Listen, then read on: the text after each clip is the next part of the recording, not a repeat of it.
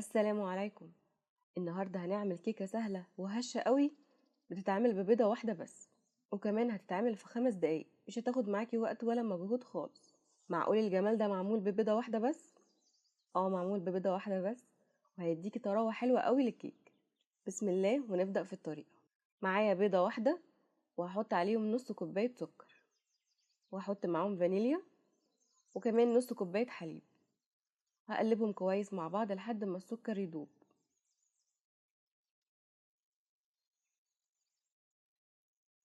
مش محتاجين مضرب او اي حاجة، هنقلبهم بالمضرب اليدوي بس. واحط ربع كوباية زيت، واقلبهم كويس لحد ما الزيت يختفي. لازم الزيت يتقلب كويس قوي. واحط كوباية دقيق ومعلقة صغيرة بيكنج باودر.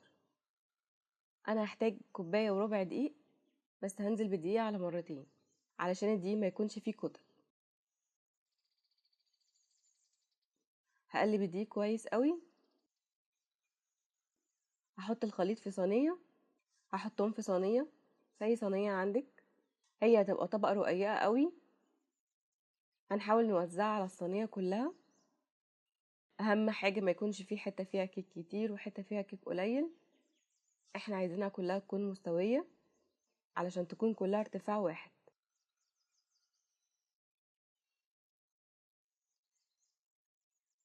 خدت هنا معلقة صغيرة من خليط الكيك من البواقي اللي كانت في البولة، واحط نص معلقة صغيرة من كاكاو الخام، ومعلقة صغيرة من الحليب. انا زودت هنا الحليب شوية، بس انتي حطي معلقة، وقلبيهم كويس لحد ما الكاكاو يختفي. اهم حاجة الكاكاو يختفي. دي هنعملها عشان تبقى شكل شوكولاتة من فوق. لو مش عايزة تعمليها ما تعمليهاش، وهنعمل اي شكل من فوق. انا هنا عملت شكل كروكي كده، ما تعمليش الشكل الكروكي ده. ممكن تعمليها خطوط مستوية وتعمليها بعصاية الشيش طاووق، هتبقى حلوة قوي. ما تعمليهاش زي ما انا عملتها كده عشان هتتعبك عشان تتظبط، بس طلع شكلها حلو برضو. اعملي الفن اللي انت عايزاه. هحطها في الفرن على درجة حرارة 180 او درجة الحرارة المتوسطة، ونحطها في الرف اللي فوق علشان ما تتحرقش من تحت. مش هتقعد اكتر من 10 دقايق لان هي طبقة صغيرة قوي. ممكن ما تخليهاش تاخد لون من فوق، انا خليتها تاخد لون خفيف.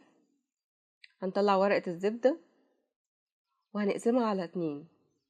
هسلكها كده بظهر السكينة عشان لما اجي اقلبها ما تتكسرش معايا.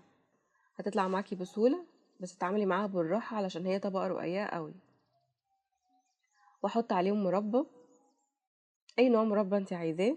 انا كان عندي مربى فراولة، كانت تقيلة شوية فحطيت عليها معلقتين مية علشان تبقى سهلة معايا وانا بفردها. دي مربى منزلية ففيها قطع شوية، بيكون طعمها احلى بكتير طبعا. المربى المنزلية احسن من المربى بتاعت الشركات. هفرد طبقة خفيفة من المربى، وانا هنا قاسمة الكيكة على 2. احط النص التاني على المربى، يعني عايزة الشكل يكون من فوق. هسوي بقى الحروف عشان الحروف بتكون رفيعة ومقرمشة. هسويها عشان يكون شكلها حلو. الاجزاء دي ما بتترميش طبعا، احنا بناكلها قبل ما الكيك بيخلص اصلا. الكيكة دي الاولاد بيحبوها قوي، هتخلص معاكي في 5 دقايق. هي مبتحتاجش مجهود او اي حاجة، زي ما انتي شفتي كده بتتعمل سهلة قوي. هقسمها على نصين عشان القطع الكيك ما تبقاش طويلة قوي. اعملها مستطيلات، هعملها مستطيلات صغيرة، ممكن ترفعي زي ما انتي عايزة. انا عملت معايا هنا 10 قطع، بس الاولاد بيجيبوها من الشارع بتكون ارفع بكتير طبعا.